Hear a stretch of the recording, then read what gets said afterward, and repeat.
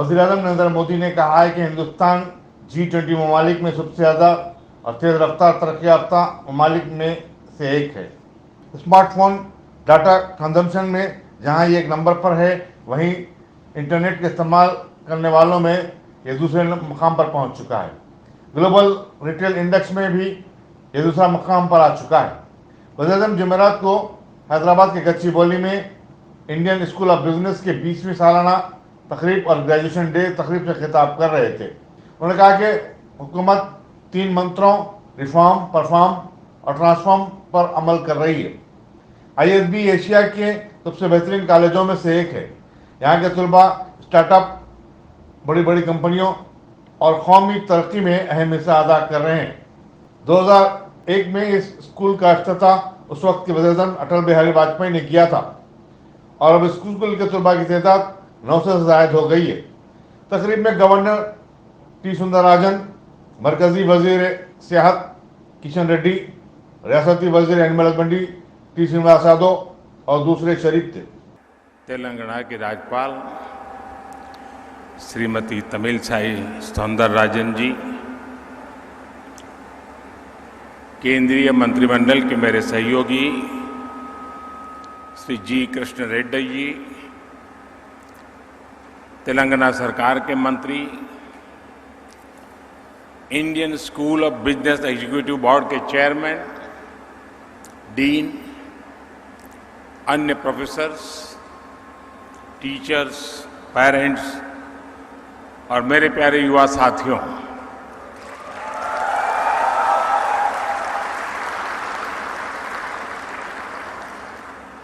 आज Indian school of business ने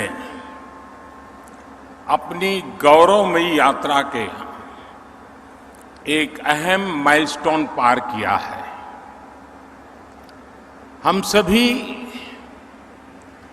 ISB की स्थापना के 20 साल पूरे होने को सेलिब्रेट कर रहे हैं।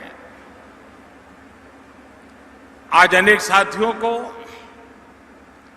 अपनी डिग्री मिली है, गोल्ड मेडल मिले हैं। ISB को सफलता के इस पड़ाव पर पहुंचाने में अनेकों लोगों की तपस्या रही है। मैं आज उन सभी को याद करते हुए आप सभी को, ISB के प्रोफेसर्स, फैकल्टी, सभी स्टूडेंट्स को, पेरेंट्स को, ISB के एल्यूमनाइज को बहुत बहुत बधाई देता हूं।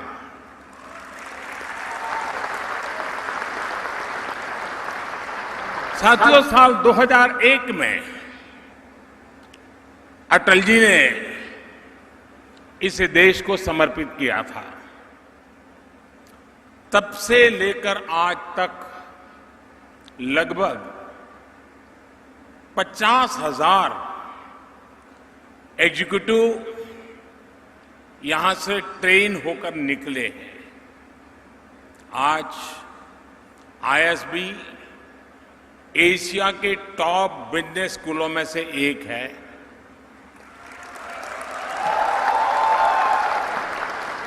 ISB से निकलने वाले जो प्रोफेशनल्स हैं, वे देश के बिजनेस को गति दे रहे हैं, बड़ी बड़ी कंपनियों का मैनेजमेंट संभाल रहे हैं।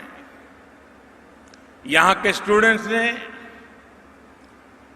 अनेक स्टार्टअप बनाए हैं, अनेकों यूनिकॉर्न्स निर्माण में उनकी भूमिका रही है। ये ISB के लिए उपलब्धि तो है ही, पूरे देश के लिए गर्व का विषय भी है। साथियों, मुझे बताया गया है कि ये हैदराबाद और मोहाली कैंपस की पहली ज्वाइंट ग्रेजुएशन सेरेमनी है। आज जो स्टूडेंट्स पास होकर निकल रहे हैं, उनके लिए ये इसलिए भी खास है क्योंकि इस समय देश अपनी आजादी के 75 वर्ष का पर्व मना रहा है। अमृत महोत्सव मना रहा है। हम बीते 75 साल की उपलब्धियों को देख रहे हैं और आने वाले 25 साल के संकल्पों का रोड मैप भी बना रहे हैं। आजादी के इस अमृत काल में आने वाले 25 साल के लिए जो संकल्प हमने लिए हैं, उसकी सिद्धि में आप सभी की बहुत बड़ी भूमिका है। और आज भारत में जो आशा है, लोगों में जो आत्मविश्वास है, नए भारत के निर्माण के लिए जो इच्छा शक्ति है, वो आपके लिए भी अनेक संभावनाओं के द्वार खोल रही है। आप खुद देखिए, आज भारत G20 देशों के समूह में फास्टेस्ट ग्रोइंग इकोनॉमी है।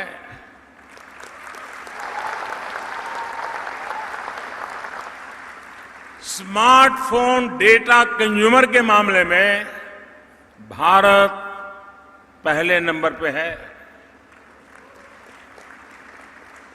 इंटरनेट यूजर्स की संख्या को देखें तो भारत दुनिया में दूसरे नंबर पर है।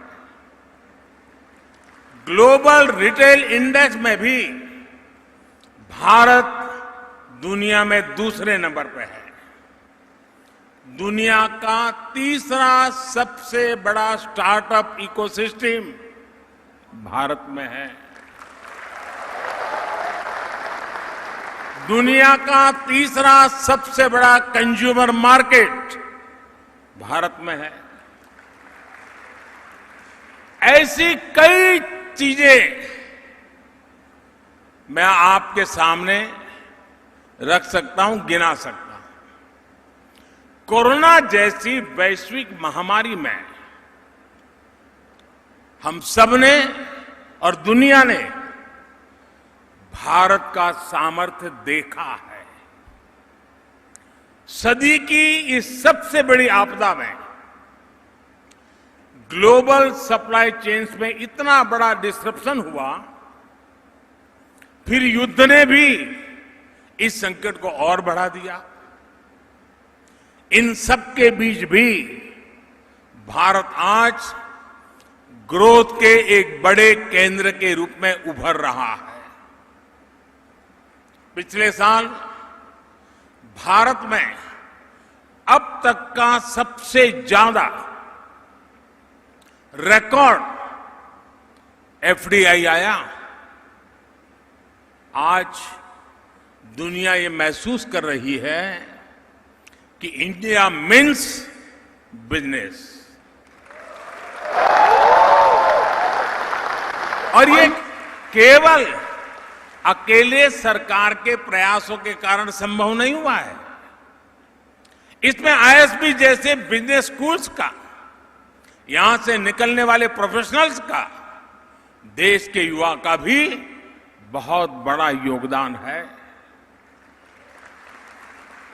चाहे स्टार्टअप्स हो या ट्रेडिशनल बिजनेस हो, चाहे मैन्युफैक्चरिंग हो या सर्विस सेक्टर हो, हमारे युवा ये साबित कर रहे हैं कि वो दुनिया को लीड कर सकते हैं।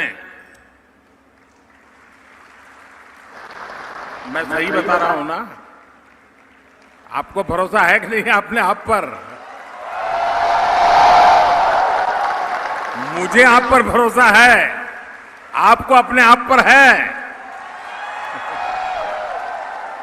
साथियों, इसलिए आज दुनिया भारत को, भारत के युवाओं को और भारत के प्रोडक्ट्स को एक नए सम्मान और नए भरोसे के साथ देख रही है। साथियों, भारत जिस स्केल पर लोकतांत्रिक तरीके से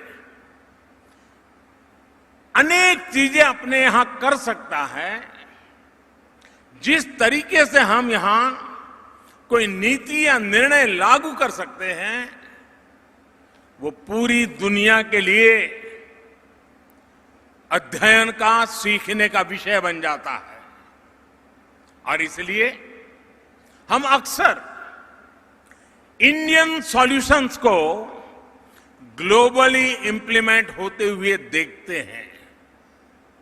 और इसलिए मैं आज इस महत्वपूर्ण दिन पर आपसे कहूंगा कि आप अपने व्यक्तिगत लक्ष्यों को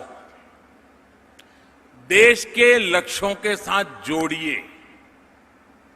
आप जो सीखते हैं, आपका जो भी अनुभव होता है,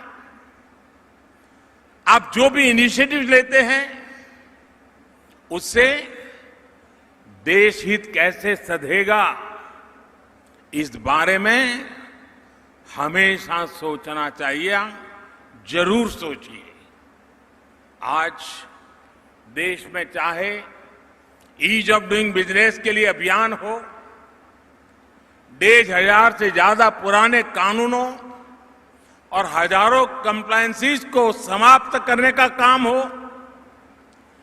टैक्स के अनेकों कानूनों को समाप्त करके जीएसटी जैसी पारदर्शी व्यवस्था का निर्माण हो,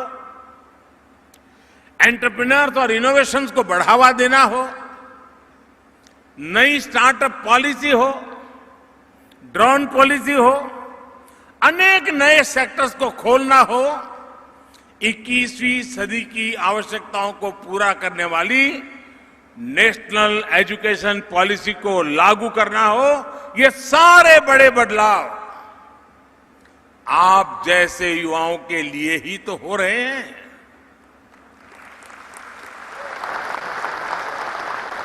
आप जैसे युवाओं की तरफ से आने वाले जो सॉल्यूशंस हैं, उन सॉल्यूशंस को इंप्लीमेंट करने के लिए, आपके आइडिया को देश की ताकत बनाने के लिए हमारी सरकार हमेशा देश की युवा शक्ति के साथ खड़ी है।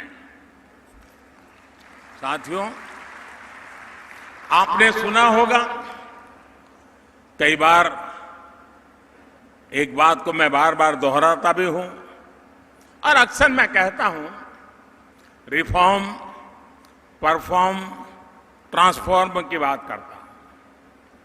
ये मंत्र देश में आज जो गवर्नेंस है उसे डिफाइन करता है। ये आप जैसे मैनेजमेंट के स्टूडेंट्स, प्रोफेशनल्स के लिए भी बहुत अहम